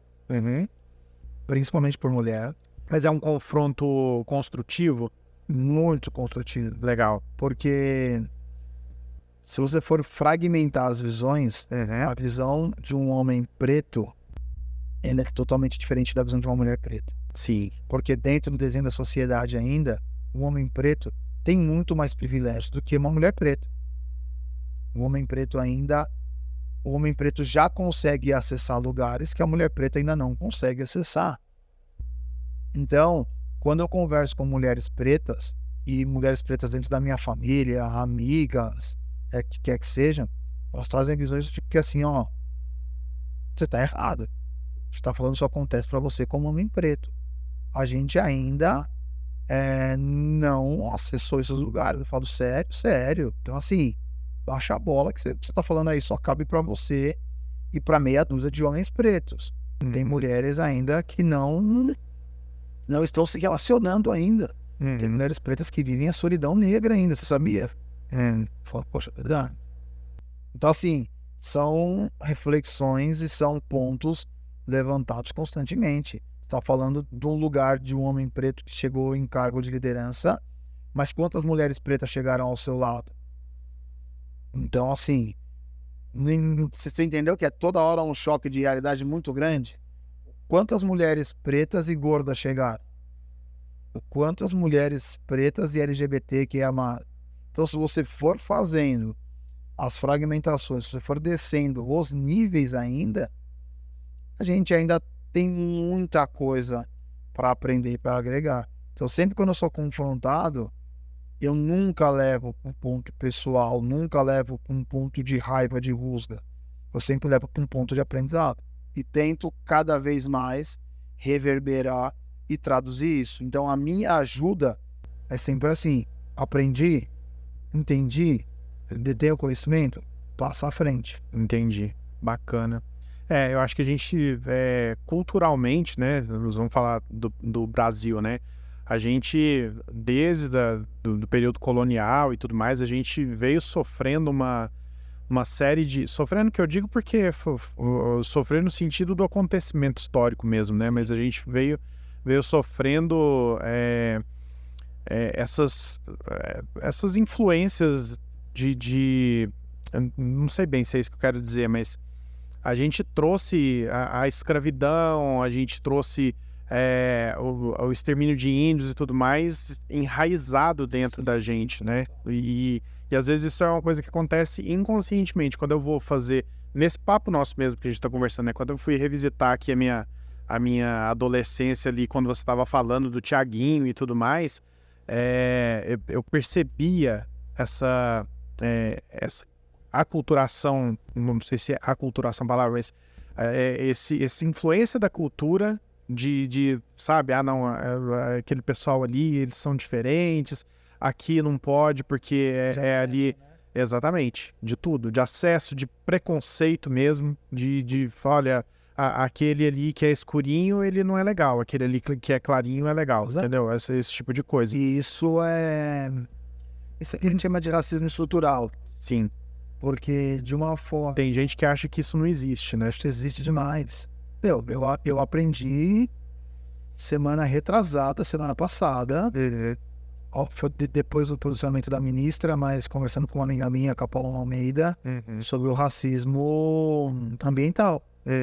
As pessoas estão dando risada, estão fazendo piadas, mas foi um novo aprendizado, o racismo ambiental, que na minha concepção era algo que não existia. Daí eu fui procurar, fui me informar, e quando você vai vendo a constituição da geografia das regiões que mais sofrem com crises ambientais, que mais sofrem com poluição, que mais sofrem com contaminação, oriundo do crescimento industrial, são as pessoas pretas, são as pessoas pardas, que ficaram nas regiões mais periféricas, nas regiões mais ribeirinhas, nas regiões mais próximas a rios.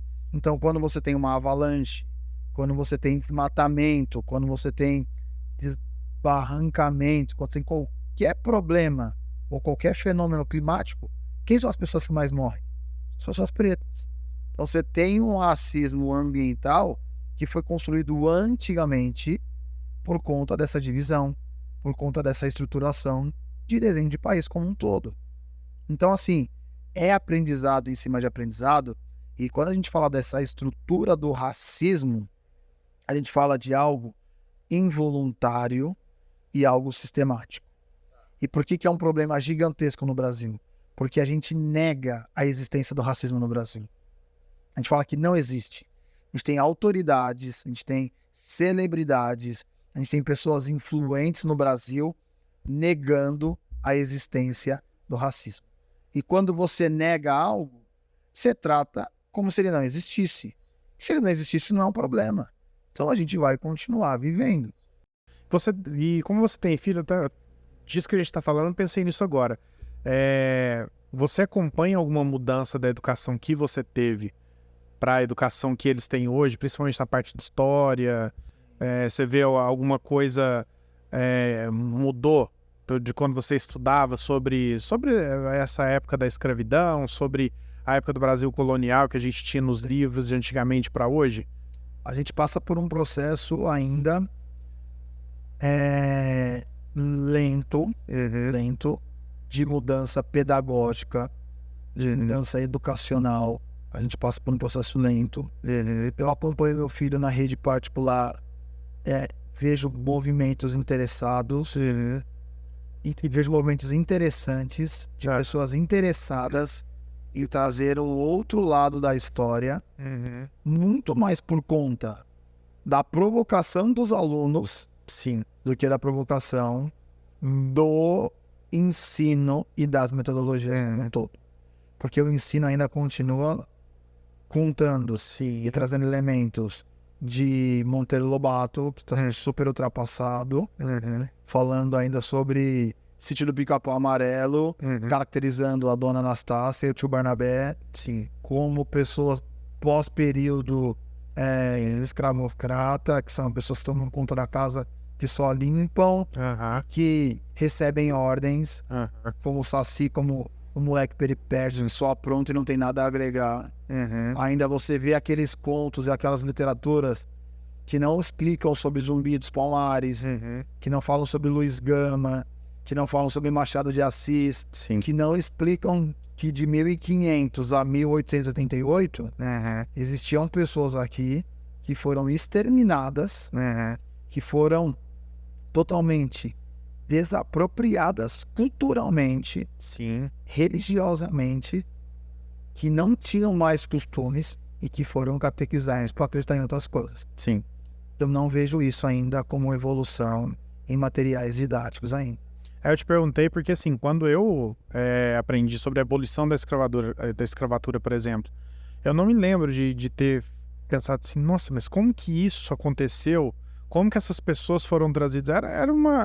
Era um fato corriqueiro da história, né? Então, acho que até essa forma de a gente aprender, né? Assim, nossa, aconteceu lá, infelizmente morreu muita gente. O que quem descobriu o Brasil foi quem? Acabou, Pedro Álvares Cabral. Essa é a frase, a gente grava isso.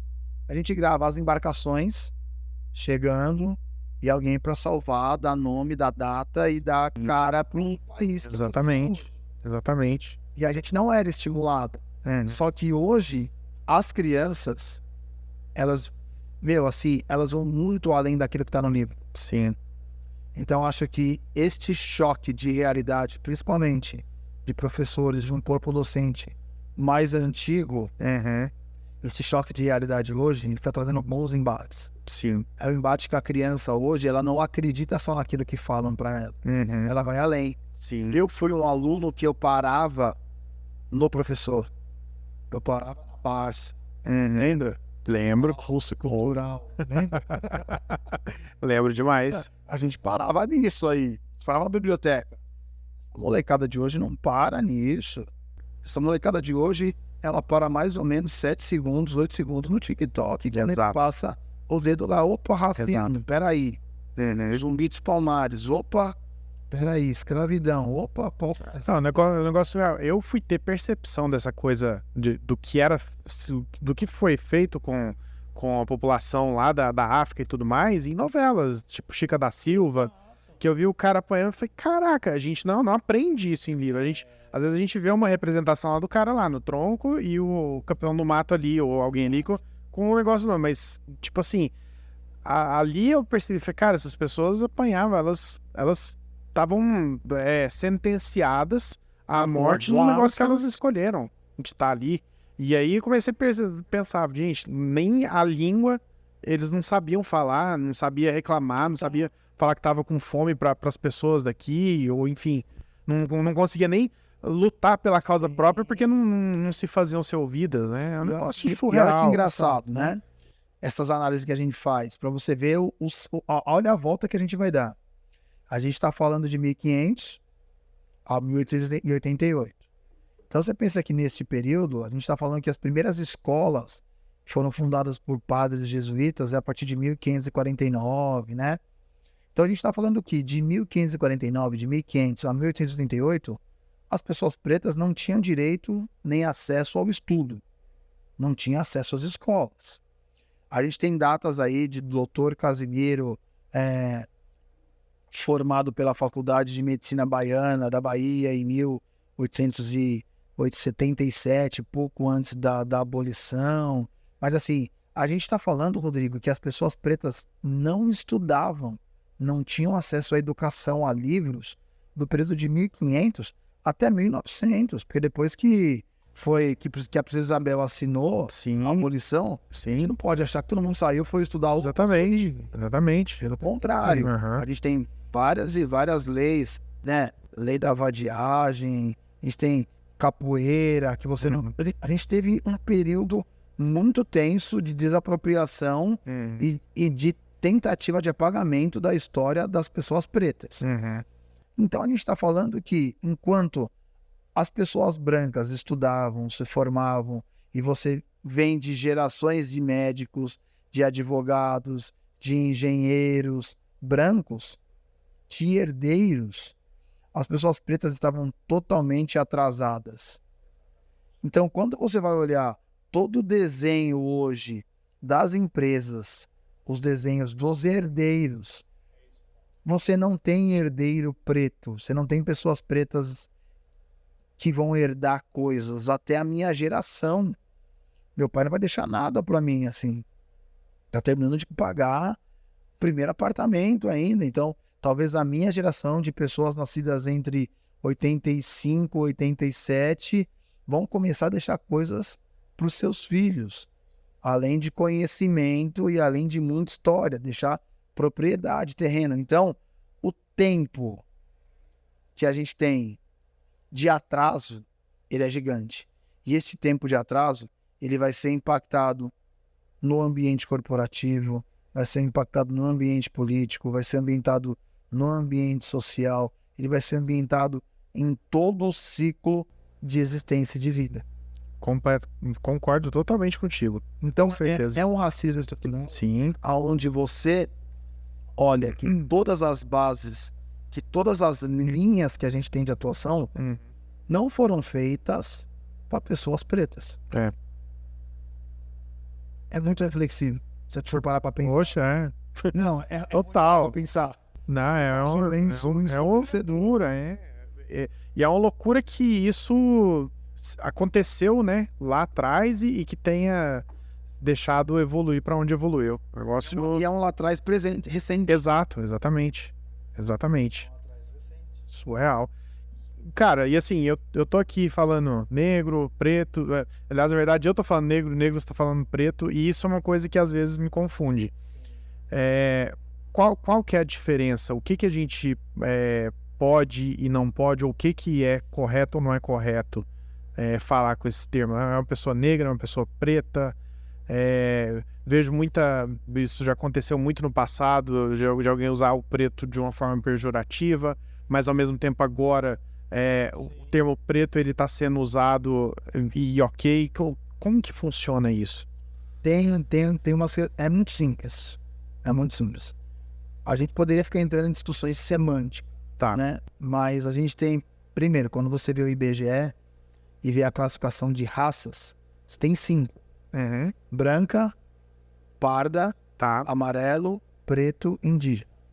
Só que preto e pardo é o preto mais pardo é igual a negro. Então, a totalidade negra, ela é o resumo de pessoas pretas mais pardas. Quando você vê a classificação do IBGE. E você tocou num ponto muito importante. Quando a gente fala na denominação de preto ou negro, ou preta ou negra, a gente vai pegar uma linha de épocas onde eu cresci ainda muito enraizado com as pessoas utilizando o termo preto ou preta sempre de forma pejorativa. Sempre de forma a tratar a gente com indiferença. Putz, é coisa de preto. Exato. Tinha que ser preto. Exatamente. Então, o preto, eles foram tirando aos poucos o valor da palavra preto, da pessoa preta, porque foi sempre usado muito de forma pejorativa. Então eu, até pouco tempo, soava estranho, ouvir uma pessoa branca falando, pô, tá aquela pessoa preta. Porque eu já olhava assim, que foi? Briga? É porque eu sempre ouvi falando o preto de uma forma pejorativa. Sim. Também olha o que aquele preto fez. Preto quando não caga na entrada, caga na saída. Todas as piadas. Sim. Todas as piadas voltadas pro uso da palavra preto e preta. Então, quando as pessoas tinham que falar sobre nós, o uso da palavra preto soava muito carregada para mim. Então tem uma desconstrução deste uso da forma pejorativa e da gente usar o preto ou preta de uma forma suave, de uma forma simpática. Então eu, Roger, particularmente, né, quando estou falando de mim, eu falo Roger, uma pessoa preta, porque eu sou preto. Agora, quando eu falo sobre a raça, eu falo da raça negra. Faz sentido? A raça. Qual que é a raça? A raça de pessoas negras. Que é o preto mais o pardo. Você tem uma raça negra. Certo. Agora, quando eu tô falando da pessoa, do indivíduo, eu uso como preto e como preta. Então, o Roger é uma pessoa preta. Da raça negra. Entendi. Você vai falar sobre a raça, fala pessoas da raça negra. Mas você vai falar do indivíduo, do eu singular, é um indivíduo preto ou um indivíduo preta. Preta ou preto, tanto faz. Entendi. E agora é o que eu converso muito com os meus amigos brancos, que eu falo, gente, na dúvida, chama pelo nome. É, Aí eles ficam, verdade. Verdade. exato. Por quê? Porque a gente simplifica. E a gente vai tirando os estereótipos. Quer ver um estereótipo que carrega?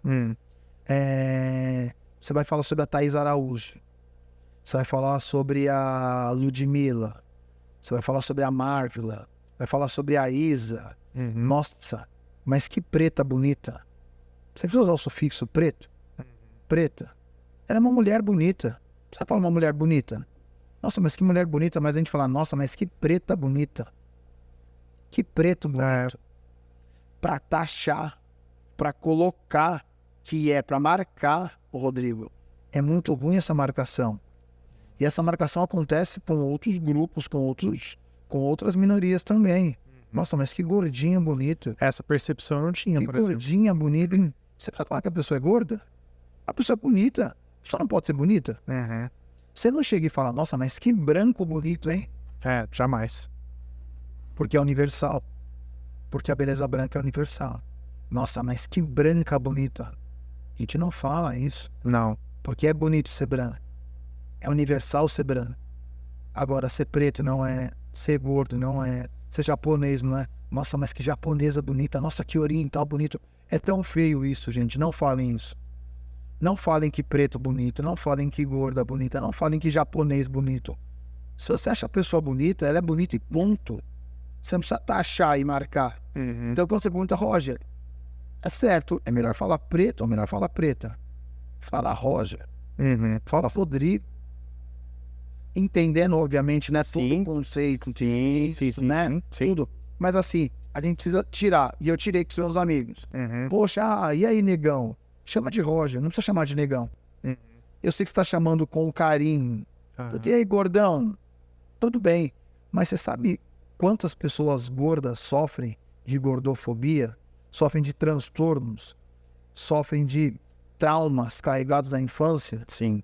Pode ser que eu sou uma pessoa super resolvida comigo mesmo. Mas você fala, puta, e aí, negão, beleza? Aquele cara que trabalha numa portaria, aquele cara que trabalha numa faxina, aquele cara que trabalha numa obra, ele não escuta o negão de uma forma legal. Porque sempre é negão. Você entendeu como ele tá recebendo isso?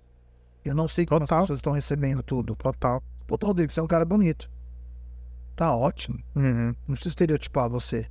Então, o meu combate e o meu apelo é: tirem, gente, tirem as taxações. Puta, é o Roger, é o Rodrigo. O Roger é bonito. Puta, você não achou o Roger bonito? Tá tudo bem também. Se você achou bonito, fala. Se você não achou, não fala. É uma coisa que eu falo muito em liderança.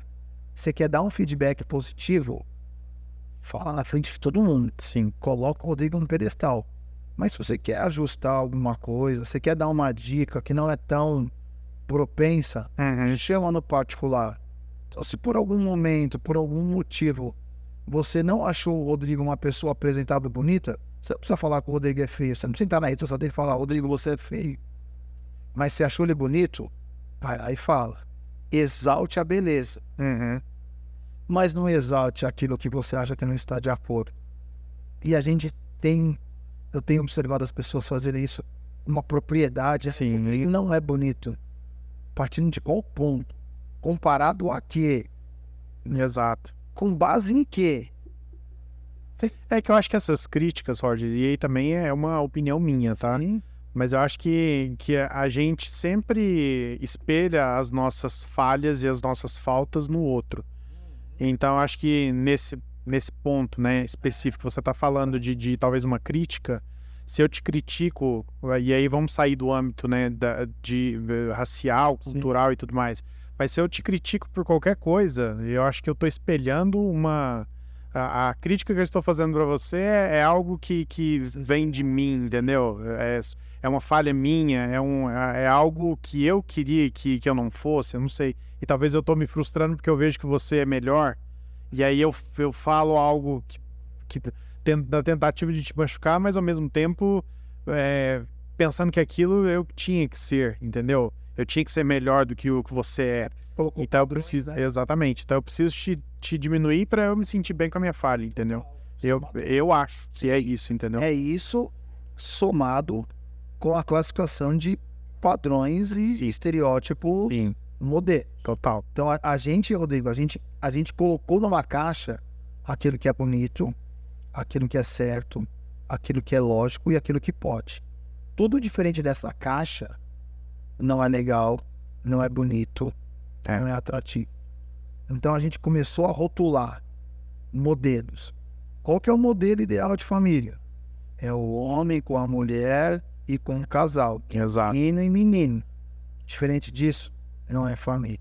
Exato. Quem que é o homem bonito? É o loiro de olhos azuis, corpo escultural. Diferente disso, não é bonito. Quem é a mulher bonita? É a loira de olhos azuis, com um corpo modelado. Então a gente classificou uma série de coisas. Quem que é a pessoa inteligente? É quem se formou na faculdade X, que ficou 10 anos morando fora. A gente colocou várias caixas. Pessoas diferentes dessas caixas, a gente tem dificuldade de aceitar.